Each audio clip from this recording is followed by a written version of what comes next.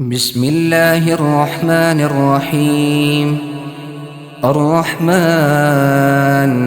علم القرآن، خلق الإنسان علمه البيان. الشمس والقمر بحسبان، والنجم والشجر يسجدان.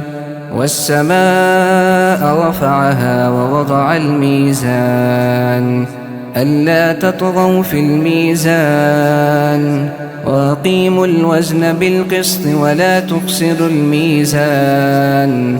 والأرض وضعها للأنام، فيها فاكهة والنخل ذات الأكمام، والحب ذو العصف والريحان.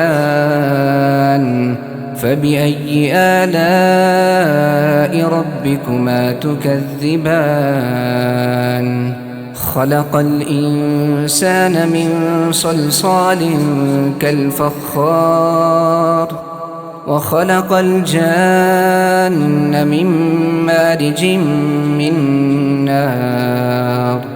فبأي آلاء ربكما تكذبان؟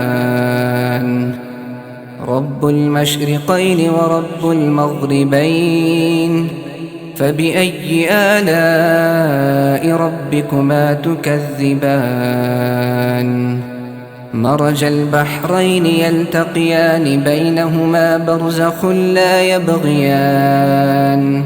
فبأي آلاء ربكما تكذبان؟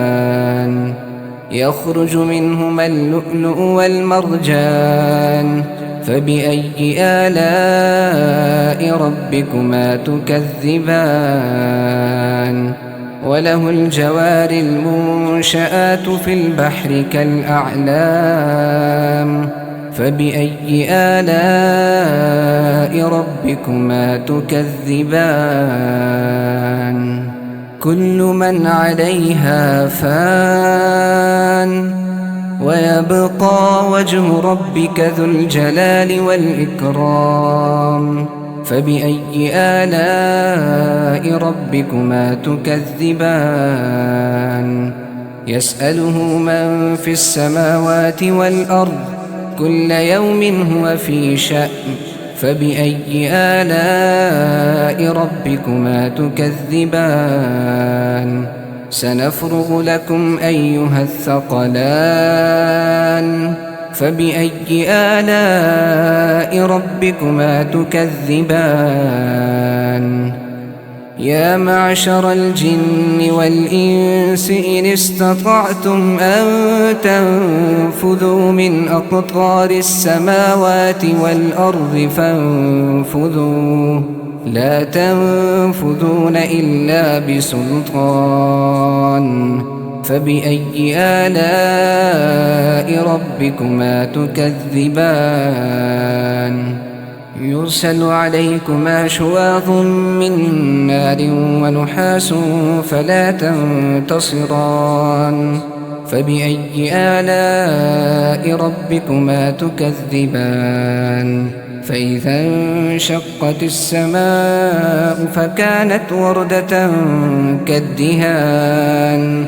فبأي آلاء ربكما تكذبان؟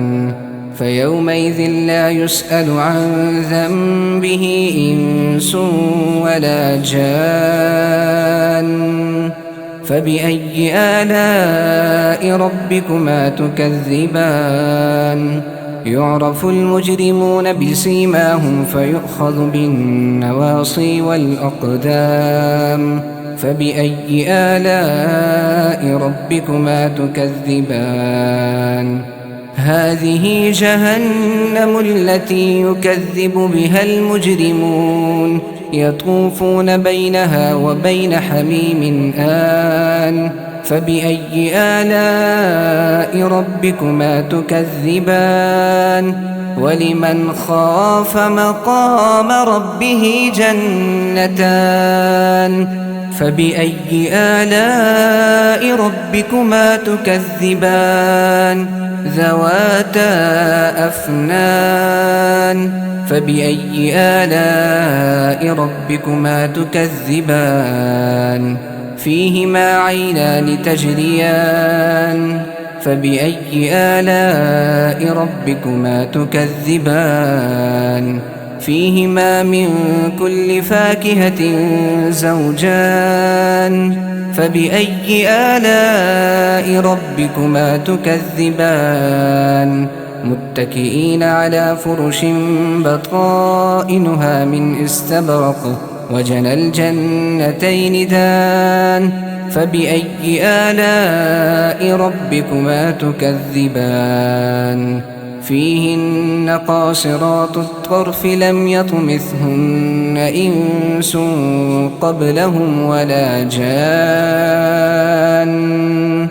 فبأي آلاء ربكما تكذبان كأنهن الياقوت والمرجان فبأي آلاء ربكما تكذبان هل جزاء الإحسان إلا الإحسان فبأي آلاء ربكما تكذبان ومن دونهما جنتان فبأي آلاء ربكما تكذبان مدهامتان فبأي آلاء ربكما تكذبان فيهما عينان نضاختان فبأي آلاء ربكما تكذبان فيهما فاكهة ونخل ورمان فبأي آلاء ربكما تكذبان فيهن خيرات حسان فبأي آلاء ربكما تكذبان حور مقصورات في الخيام فبأي آلاء ربكما تكذبان لم يطمثهن إنس قبلهم ولا جان فبأي آلاء ربكما تكذبان متكئين على رفرف خضر وعبقري حسان فبأي آلاء ربكما تكذبان تبارك اسم ربك ذي الجلال والإكرام